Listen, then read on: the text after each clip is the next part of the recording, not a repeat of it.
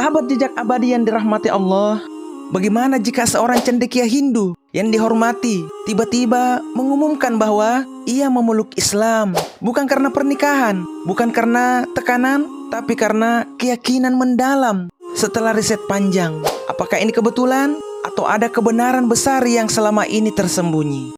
India, tanah yang dikenal sebagai negeri ribuan dewa, tempat lahirnya peradaban kuno, spiritualitas yang dalam, serta tokoh-tokoh agung yang dihormati dunia. Di tengah panorama kebudayaan yang begitu kaya itu, terdapat satu sosok intelektual yang namanya dikenal dalam forum-forum filsafat dan spiritual, Rajiv Chandran.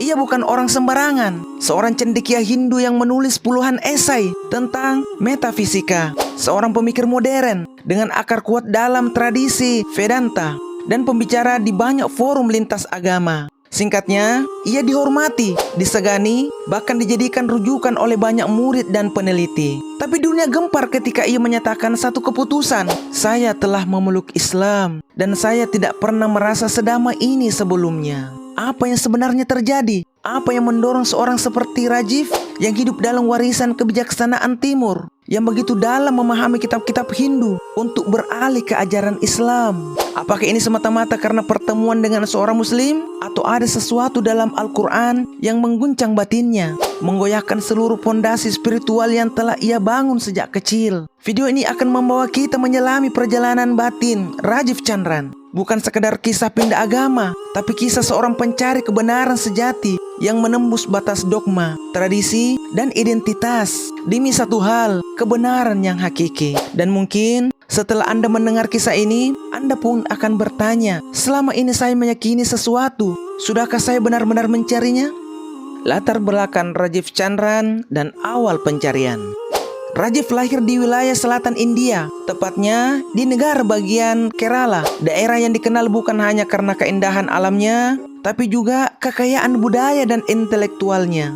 Ia berasal dari keluarga Brahmana, kasta tertinggi dalam tradisi Hindu, yang menjunjung tinggi studi kitab suci dan praktek spiritual. Sejak usia 9 tahun, Rajiv sudah diajarkan kitab Bhagavad Gita. Dan ketika berusia 15 tahun, ia sudah bisa berdiskusi tentang konsep Atman dan Brahman dengan para guru spiritualnya. Ia dipersiapkan menjadi penjaga warisan filsafat Hindu. Hidupnya sejak awal diarahkan untuk menjadi simbol kebijaksanaan Timur. Namun, seiring bertambahnya usia, sesuatu mulai terasa ganjil.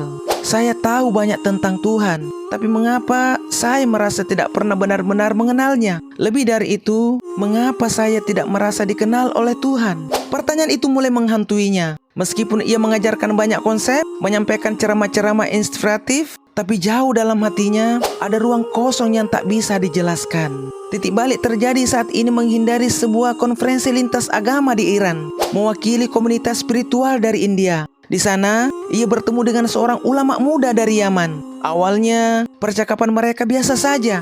Namun, ketika sang ulama menjelaskan makna tauhid, konsep keesaan Tuhan dalam Islam, Rajiv terdiam.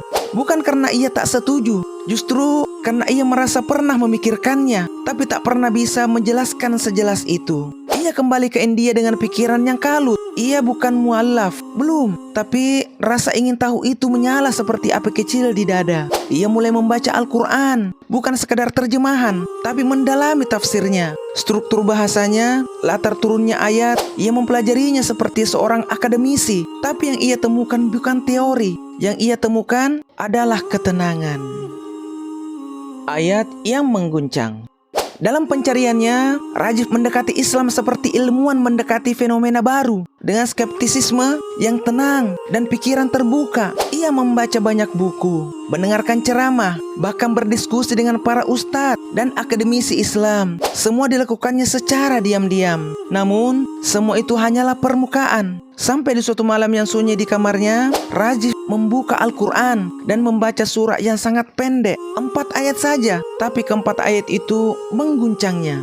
Qul huwallahu ahad, Allahus samad, lam yalid walam yulad walam yakul lahu kufuwan ahad. Katakanlah, dialah Allah yang Maha Esa, Allah tempat bergantung segala sesuatu. Dia tidak beranak dan tidak pula diperanakkan, dan tidak ada sesuatu pun yang setara dengannya. Saat membaca ayat ini, ia terdiam, tubuhnya gemetar. Tak ada metafora yang rumit, tak ada konsep berlapis seperti dalam Upanishad. Hanya satu pertanyaan yang begitu padat dan final tentang Tuhan. Tuhan yang tunggal, mutlak, dan tak bisa disamakan dengan apapun. Ini yang saya cari selama ini. Tuhan yang tidak dilahirkan dan tidak melahirkan. Tuhan yang absolut, murni, tidak terikat ruang dan waktu. Tuhan yang sempurna. Ucapannya pelan sambil menitikkan air mata. Sejak malam itu, hatinya tidak pernah sama. Ia melanjutkan membaca ayat-ayat lain, menemukan kisah para nabi, perintah keadilan, panggilan kepada akal, serta pengulangan yang konsisten tentang rahmat dan kasih sayang Allah. Ia menyadari Islam bukan agama yang asing bagi akal. Justru Islam adalah ajaran yang mengundang akal untuk merenung dan berserah dengan sadar. Rajif pun mulai sholat. Belum sebagai muslim resmi, tapi sebagai bentuk penghormatan. Ia mencoba sujud untuk pertama kalinya, dan saat dahi menyentuh tanah, ia menangis. Dalam semua meditasi saya selama ini, saya merasa mencari sesuatu. Tapi saat sujud, saya merasa ditemukan oleh sesuatu yang lebih besar. Syahadat dan ujian. Setelah berbulan-bulan dalam pencarian yang hening dan mendalam, Rajiv Chandran akhirnya tiba di satu titik yang tak bisa lagi ia hindari. Saya telah membaca, berdiskusi, dan merenung. Tapi pada akhirnya, kebenaran bukan untuk dinikmati, melainkan untuk dipeluk. Dan pada pagi yang sederhana, tanpa keramaian, tanpa publikasi, hanya ditemani seorang sahabat muslim di pinggiran Bangalore, Rajiv mengucapkan dua kalimat yang mengubah hidupnya selamanya. Asyhadu Allah ilaha illallah wa asyhadu anna Muhammadar Rasulullah.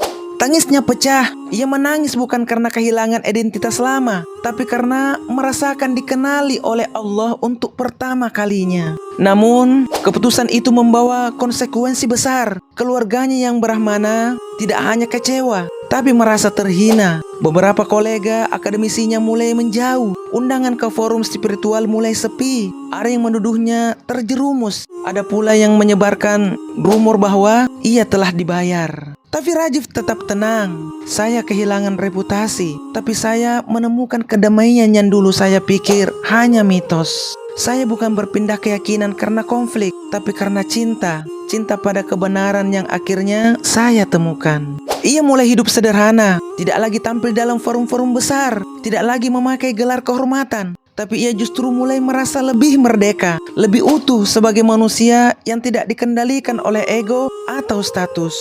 Yang menarik, Rajiv tidak menyalahkan masa lalunya. Ia tidak memusuhi keyakinan lamanya. Justru ia menghargai semua perjalanan spiritual yang telah membentuknya. Tapi ia jujur, semua pencarian saya terdahulu ternyata adalah jalan panjang untuk membawa saya ke pintu Islam. Dan pintu itu telah ia masuki dengan penuh kesadaran, cinta, dan kerendahan hati. Bangkitnya Rajiv dan buku yang menggemparkan.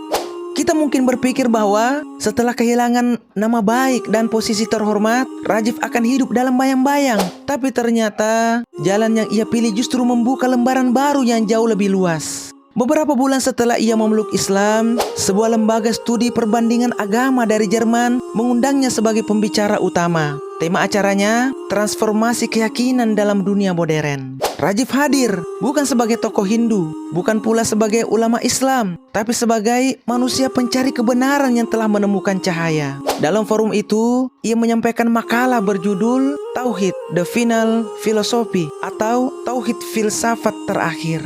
Makalah itu menjadi viral di kalangan akademisi. Banyak yang tidak menyangka seorang mantan Silfuf Advaita bisa menguraikan konsep tauhid dalam bahasa filsafat tinggi tanpa kehilangan ruh spiritualnya. Dan di situ ia menulis sebuah buku berjudul Finding One, A Journey for Advaita to Tauhid, atau Mencari Yang Esa, Perjalanan dari Advaita menuju Tauhid. Buku itu menjadi bahan diskusi hangat, bahkan dijadikan referensi di beberapa fakultas teologi studi lintas agama di Inggris, Kanada, dan India sendiri. Yang menarik, banyak mantan koleganya dari komunitas spiritual mulai kembali menghubunginya. Tidak sedikit yang menyampaikan bahwa setelah membaca tulisannya, mereka mulai meninjau kembali pandangan mereka terhadap Islam. Tiba-tiba, sosok yang dulu dicemooh karena berpindah agama, kini menjadi jembatan pemahaman antara Timur dan Islam. Dan itu adalah kejutan besar, bukan hanya bagi komunitas Hindu, tapi juga bagi umat Islam sendiri. Rajiv tidak sekadar menjadi mu'allaf, ia menjadi suara yang menjelaskan Islam kepada dunia yang penuh prasangka, dengan bahasa yang bisa dimengerti oleh semua kalangan.